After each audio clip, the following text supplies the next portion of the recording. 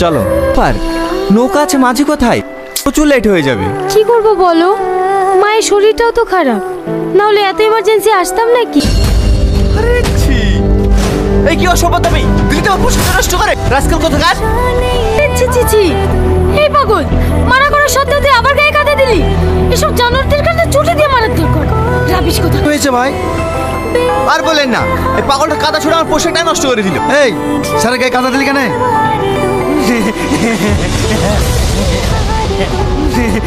তুই আমার গায়ে কাদা দিলি না হ্যাঁ তোকে শেষ করে দেবো স্যার হ্যাঁ তুই আমার গায়ে কাদা দিবি বল বল আগে বল মারেন জানোয়ারকে মারেন বল আর কাদা দিবি বল আর কাদা দিবি বল দিবি বল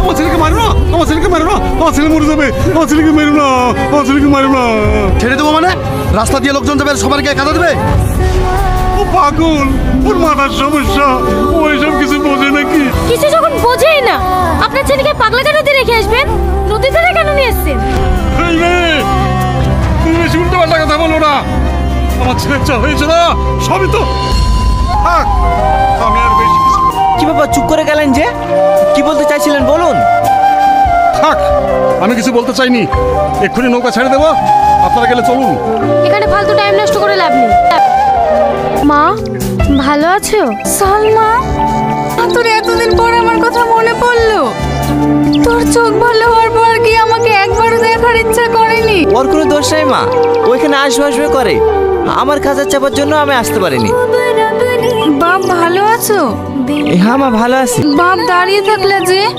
বসো না না মা বসবো না সালমা তুমি মায়ের সাথে গল্প করো আমি একটু আসছি ওর সাথে আমার কিছু কথা আছে কথা বাপ আজ সকালে আপনার ছেলের সঙ্গে যে ব্যাপারটা করেছি এটা করা আমাদের ঠিক হয়নি তার জন্য আমরা দুঃখিত আপনি আমাদেরকে ক্ষমা করে দিন এতে ক্ষমা চাওয়ার কি আছে আমার ছেলের সঙ্গে সবাই এইরকমই ব্যবহার করে জানো বাপ আমার ছেলে কিন্তু আগে এরকম ছিল না ওটাই জানতে এসেছি কাকা আজ সকালে আমার স্ত্রীকে আপনি কি বলতে যাচ্ছিলেন না না আমিও কথা বলতে পারবো না আমি চাইনি তোমাদের স্বামী স্ত্রীর মধ্যে ঝামেলা হোক কোনো অশান্তি হবে না কাকা আপনি বলুন তাহলে শোনো বিয়ের আগে তোমার স্ত্রী এই ঘাট দিয়ে প্রতিদিন পার হতো সামান আমি আসছি এতক্ষণ আসতে পারলি আর একটু আসতে পারছি নি ঘোড়া দেখি ঘোড়া হাস নাকি এই তুই বকিস নি তো তুমি চলে আসলি যে আমি তো তোমাকে নিয়ে আসতাম কটা বাজছে দেখেছো স্কুল যাওয়ার টাইম হয়ে যাচ্ছে না মাথার উপর সাবধানে বা নৌকো ছেড়ে দাও সালমা তোর হাতটা কেনে দে না এটা কি এসেছিস তুই আমার জন্য হ্যাঁ তুই এটা পরে স্কুল যাবি ঠিক আছে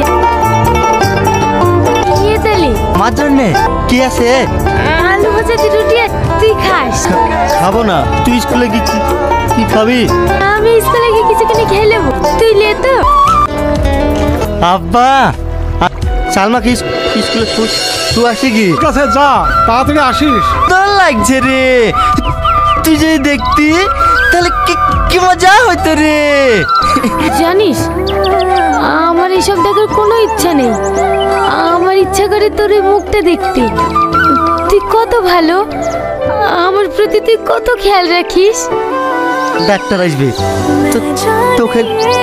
তোকে নিয়ে যাবো চোখ দেখাতে তুই নিয়ে গিয়ে কি করবি বল আমার এই চোখ ঠিক করতে অনেক টাকা লাগবে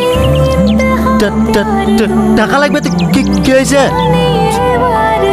দরকার মতো নৌকাটা বেঁচে দেবো তাও আমি তোর চোখ ভালো করবো ও সব বাদ দে রে আমার এসব নিয়ে কথা বলতে ভালো লাগে না আমি চাই বাকি জীবনটা তোর চোখ দিয়ে দেখে আমি পুরো পৃথিবীটা উপভোগ করছি এসব কথা বলবেন আমার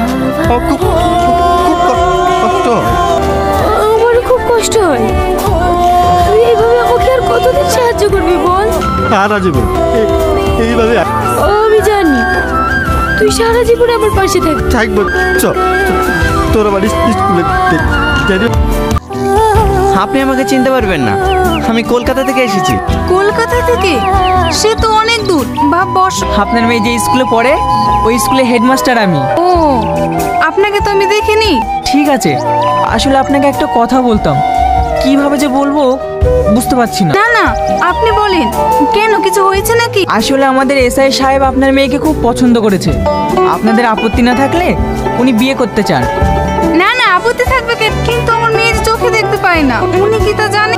হ্যাঁ হ্যাঁ, সব জেনেই উনি বিয়ে করতে চান। আমাদের স্যারের নিজেরই একটা চোখের হসপিটাল আছে। উনি চান সালমার মতো একজন সরল সাদা গ্রামের মেয়েকে বিয়ে করতে। আপনি কোনো চিন্তা করবেন না মা, আমার উপর বিশ্বাস রাখুন। আমি আপনাকে কথা দিচ্ছি, আপনার মেয়ে 1 মাসের মধ্যে পৃথিবীর আলো দেখতে পাবে। ঠিক আছে বাপ, আমি সালমার সাথে কথা বলে নি, কালকে তোমাদের জানাবো। ঠিক আছে, অবশ্যই কালকে জানাবেন। সালমা যদি রাজি থাকে স্যার পরশু সালমাকে বিয়ে করে নিয়ে কলকাতায় চলে যাবে। একটু চাটা খেয়ে গেলে হতো না? না আজ থাক, সব ঠিক হয়ে গেলে অন্য একদিন এসে খেয়ে যাবে। আমি সামাদকে ভালোবাসি, আমি সামাদকে বিয়ে করবো। আমাদের কি আছে বল? ও সবকিছু বিক্রি করে ওকে তো চোখ ভালো করতে পারবে। যেই ছেলে তোকে বিয়ে করবো বলছে, ওর নিজের চোখের হসপিটাল আছে। এর থেকে ভালো সুযোগ কোথায় পাবে বল মা? কিন্তু মা, আমি আর কোনো কিন্তু শুনতে চাই না। আমি ওদের কথা দিয়ে দিয়েছি, আগামী পরশু দিনই তোর বিয়ে। আমি চাই তুই দুনিয়ার আলো দেখ। কিন্তু মা, সামাদ আমাকে খুব ভালোবাসি, ও অনেক কষ্ট পাবে। আমি জানি ও অনেক কষ্ট পাবে। ও যখন জানতে পারবে যে চোখে দেখতে পাচ্ছি, অনেক সুখে আছি, তখন ওর থেকে খুশি আর কেউ হবে না। মা, আর আপত্তি করিস না মা, এই বিয়েতে রাজি হয়ে যা। সামাদ ভাই, সামাদ ভাই, সালমার বিয়ে হয়ে যাচ্ছে ওই কলকাতার বাবুর সাথে। কি? তুমি মিথ্যে কথা বল। আমার চলে যাওয়াটা আমি এইভাবে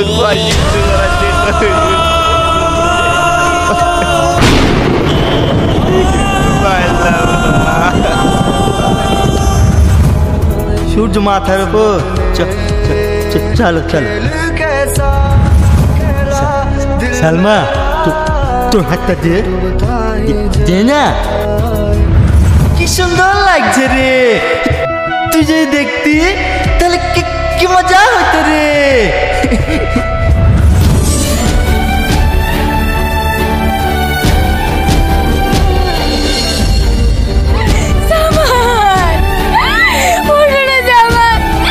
একবার কথা হলো, আমি তোমার কাছে দেখি, আমি তোমাকে চিনতে পারিনি, আমি তোমার ভালোবাসা বুঝতে পারিনি। ওঠো না জামাত, আমি তোমার সাথে কত অন্যায় করেছি, আমাকে তুমি ক্ষমা করে দাও।